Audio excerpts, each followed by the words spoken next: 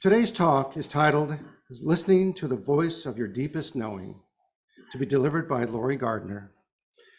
Laurie is a four-time Harvard graduate who passionately believes that everyone deserves a fun, meaningful life. Laurie has served as the close personal advisor and coach to Fortune 500 CEOs, heads of countries, governors, mayors, and other top business, political and educational leaders worldwide. A highly sought-after expert in personal and organizational development, she has 30 years of multilingual public speaking experience and is a frequent media guest. A former high school teacher and principal for inner city gang kids and a three-time startup CEO, Laurie spent 2 decades spearheading a global school reform movement and is also a master practitioner in over 6 dozen body/mind/spirit wellness techniques, including intuitive coaching. Known for her quick wit, warmth, and laser-like insight, she has a unique talent for immediately getting to the crux of the issue and communicating practical and effective solutions. Yowza. Laura received graduate and undergraduate degrees in education, psychology, and comparative world religions from Harvard University, where she also taught quantum physics. I don't know how you did that. Her first book, The Road to Shine, is rated 5 stars on Amazon and has been featured in nationwide radio, podcasts, and TV. Her second book, The Road to Joy, is pending publication. An avid world explorer and former Outward Bound wilderness instructor, Laurie has traveled to 60 countries and 40 states and speaks 5 languages. However, her greatest accomplishment to date is being cast by yours truly for the upcoming Follies. So don't miss it. She's in the cast. Laurie.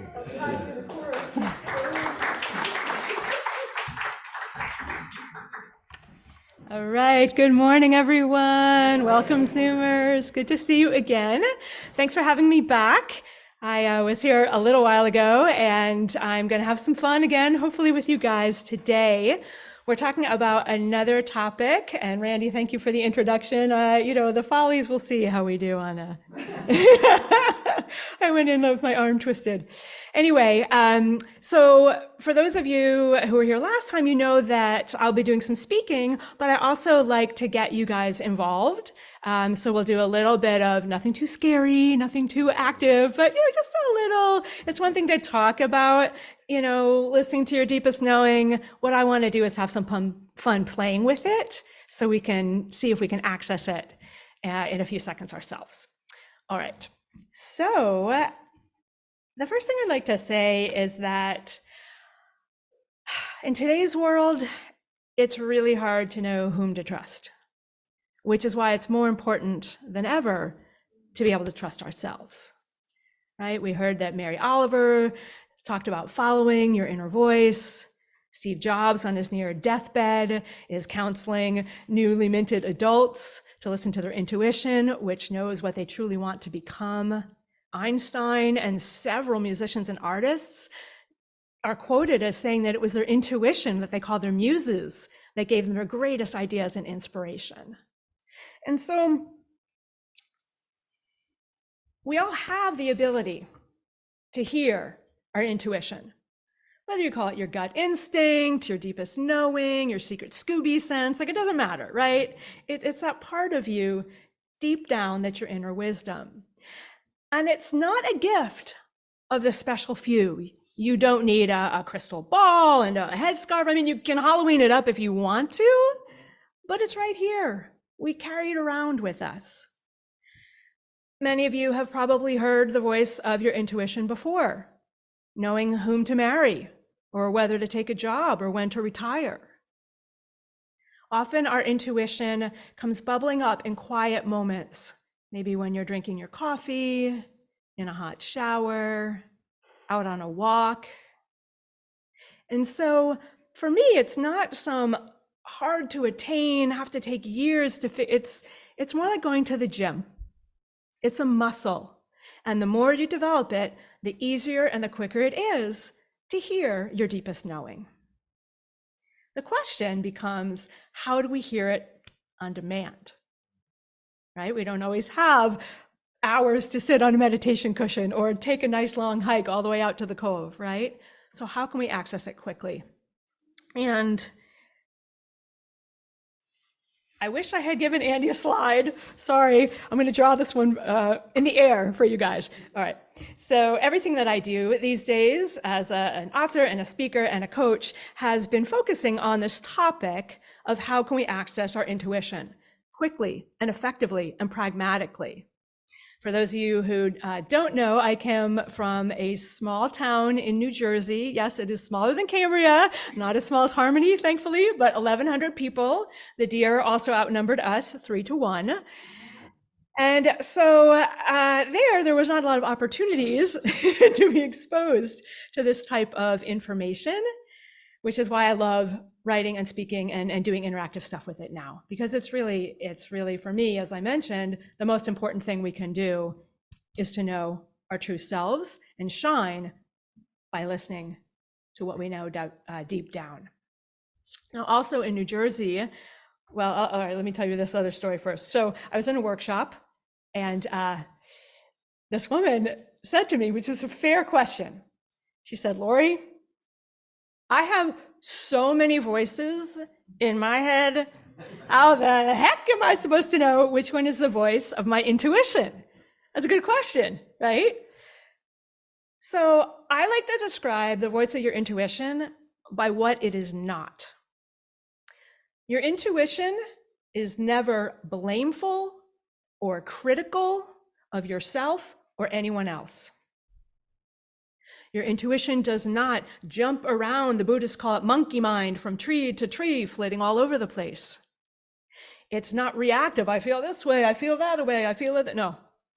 Nor does it tell the same poor me story again and again.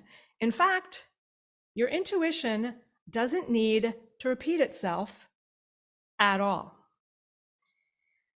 In New Jersey, it was a small public school, K-8, we had 20 kids per class. We had to be shipped to the next town for a high school. But when we were in the K-8 school, whenever a kid said something really obvious, like, "Laurie's wearing a red dress," another kid would go, "Well, no, duh," like, "Doy," right? That's the voice of your intuition. No, duh. I already know. Right? Okay. So here's my air slide, Andy. I'm going to draw it for you guys. So at Shine Your Light, I started a nonprofit called Shine Your Light, and our mission is helping people to be their true selves and shine. We also give scholarships for each one, reach one. For those who buy coaching and classes, we give it away to those who can't afford it. So this is what I call the Shine Your Light triangle to access your intuition. All right.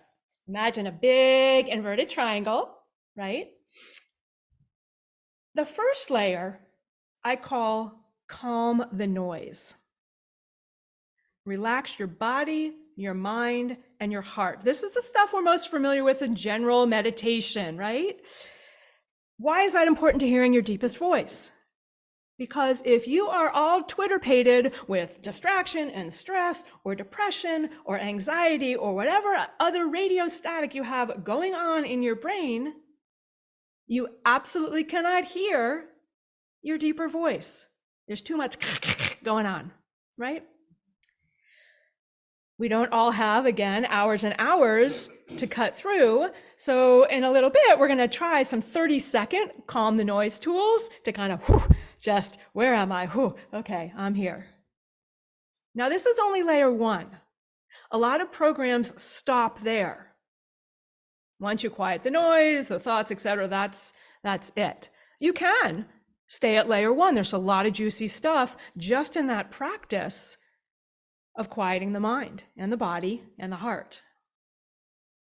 Layer two, if you really want to have fun listening to what your inner wisdom knows, I call get to the root. What's really going on? Why am I procrastinating in the first place? What's underneath this weirdness I have with this other person, this tension? Like, what's really going on? And there's all sorts of fun, juicy tools intuitively to look under the hood.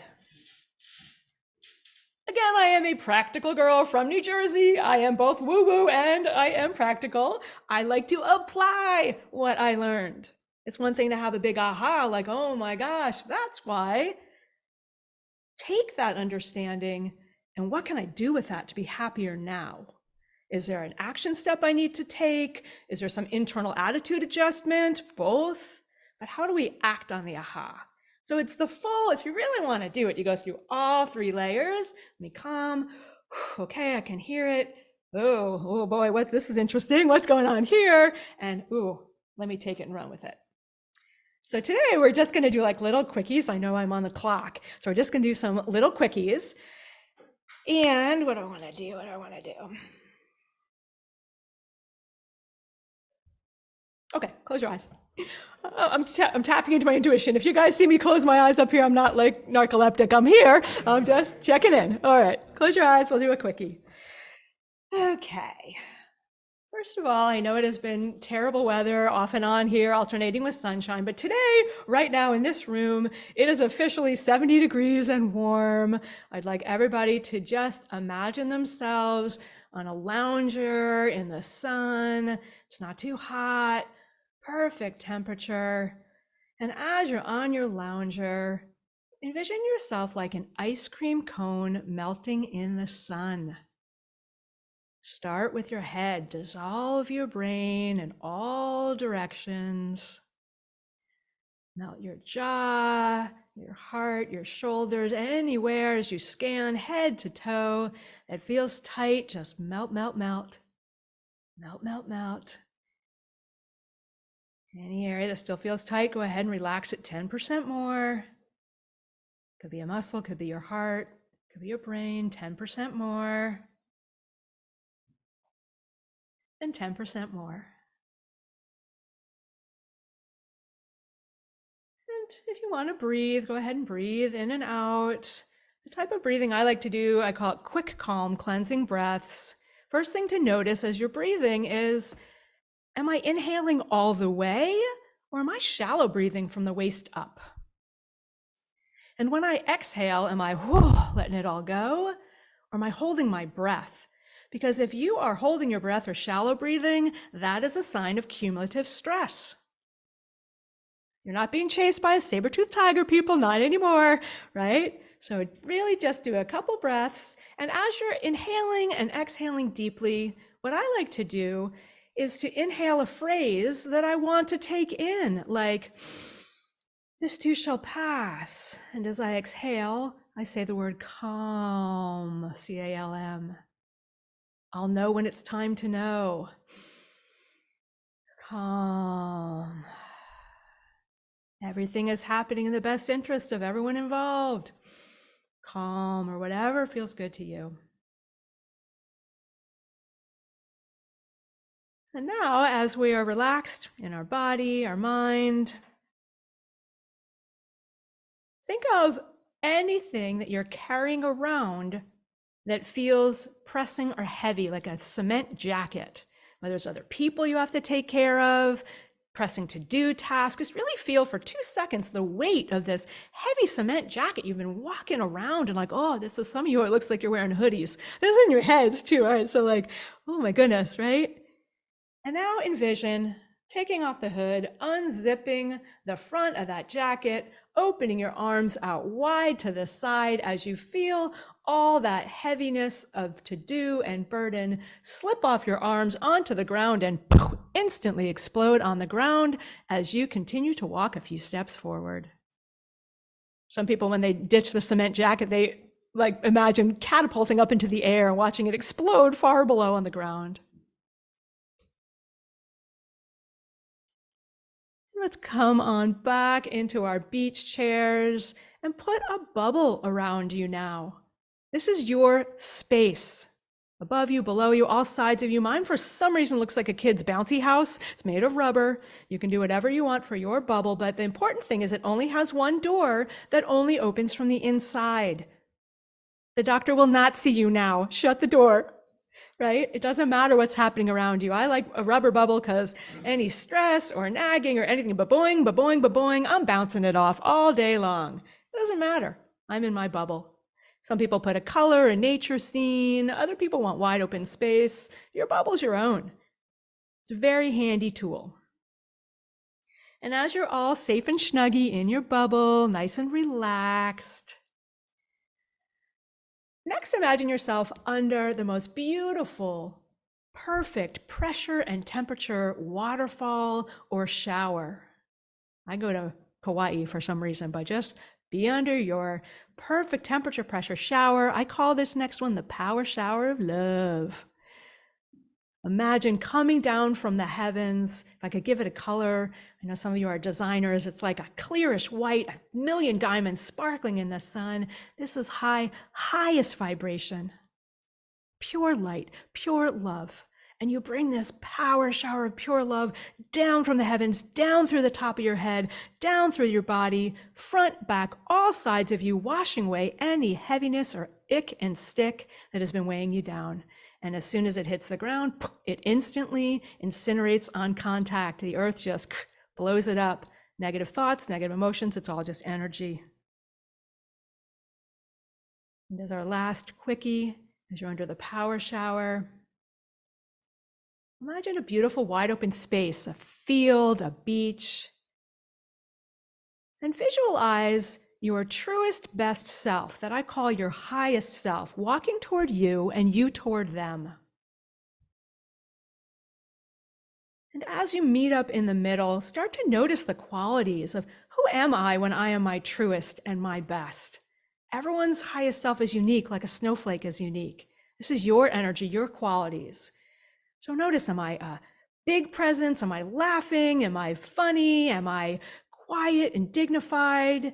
Am I confident, peaceful, calm?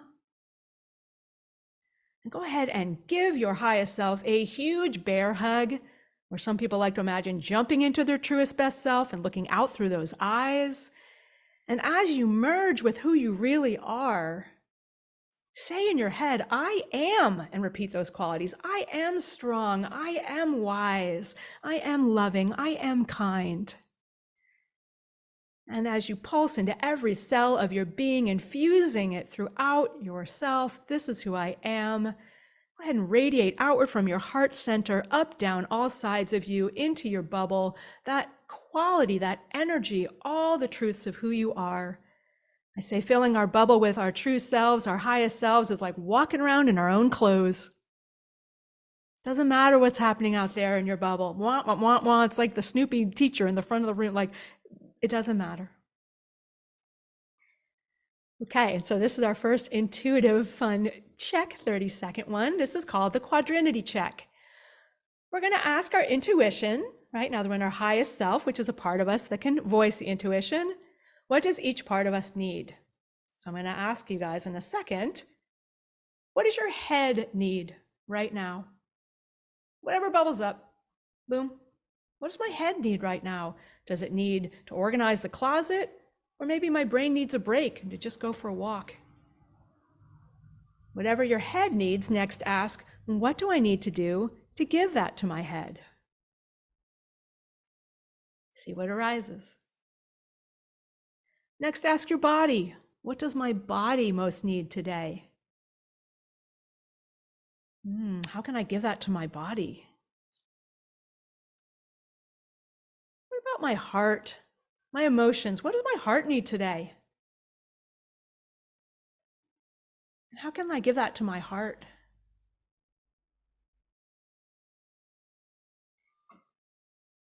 And last, ask your highest self, your spirit, your soul, your intuition, same, different words. Any messages, anything you need to know today.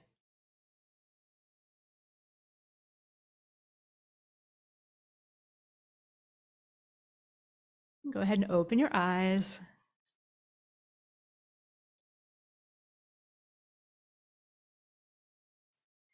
All right.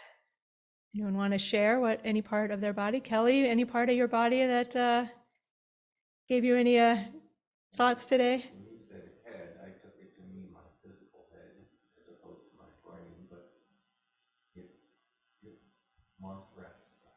Yeah, your brain needs a break. Oh, my brain needs a break too. And how are you going to give your brain a break? You're going to give your brain a break by lying down. That is an excellent choice. I love it. Okay, another part of the body. Michael, did you have any parts of your body talking to you today intuitively? Yeah, it's more vitamin D from the sun. Ah, the body needs a little vitamin D. Okay, the action plan. How are we going to do that? When I get off work, I'm going to take a nice, lovely walk along our spring ranch. Ooh, Yeah. I love it. Perfect. Okay, let's do one more. Donna, any part of you that My heart said to continue to stay in gratitude. and how are you going to stay in gratitude? Being present. Stay present and be grateful for what's around you. So you're all experts at this intuitive stuff. I'm going to go now. Yeah, see what I mean? It's just not as hard as we think to quickly. We took 2 minutes to get quiet, and then you're starting already to get that deeper knowing. All right, we have time for one more. Yeah, let's do one more. Okay, this one I call a trustometer. Trustometer. I made up the tool. I don't know how to say it. Trust, like thermometer, trustometer, trustometer. And it's my word. How many of you have any pets? Dogs, animals, right? Okay. Animals intuitively know whom to trust, right? You ever watch it? I wrote a blog once called "Are You as Savvy as Your Dog?" Right? So you watch a dog, if it feels comfortable, it's like going to stick around and wag its tail like, oh, this is great. If it doesn't feel safe, it's out of there, right? It's gone. We have that same ability to intuitively know whom to trust. So this is a another quickie way to do it. I'm going to explain the rules, and then we're going to give it a go. It's another like 30-second one. Okay. In a little bit, I'm about to name different people in your life, and you're going to intuitively discern how much you should trust them. Has nothing to do with how much you like them or don't like them. Doesn't even have anything to do with how well you know them. This is your intuition letting you know.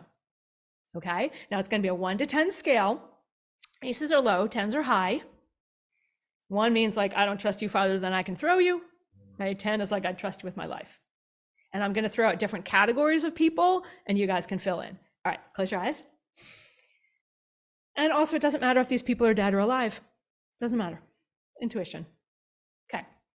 On a scale of 1 to 10, how much do you trust your mother?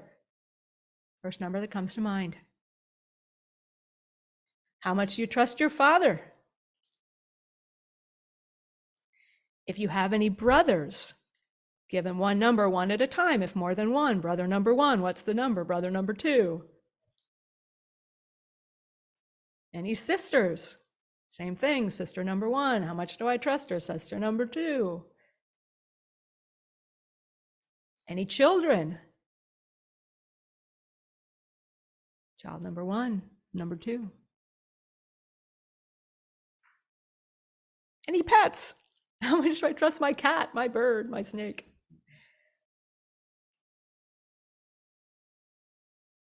Any neighbors? Whoever pops to mind. How much do you trust your postal worker? 1 to 10. And most importantly, how much do you trust yourself?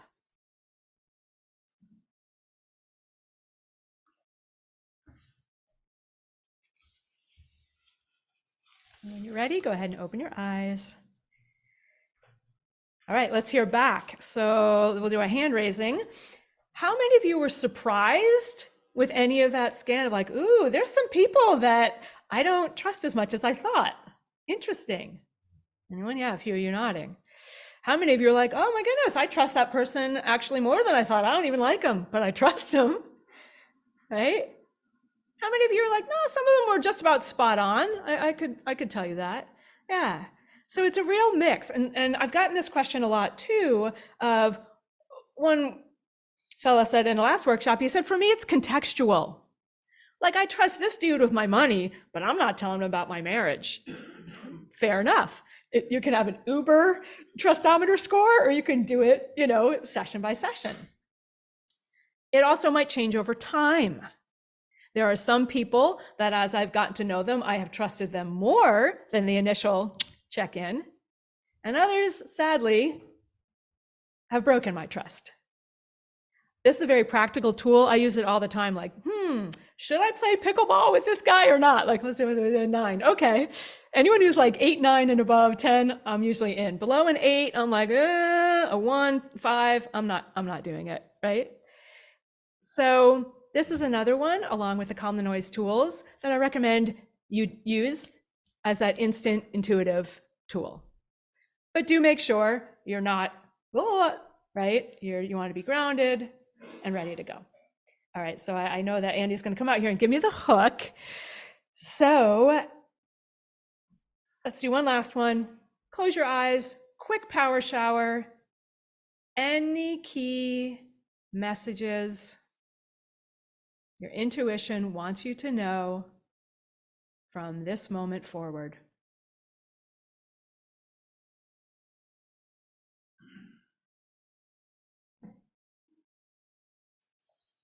Go ahead and open your eyes.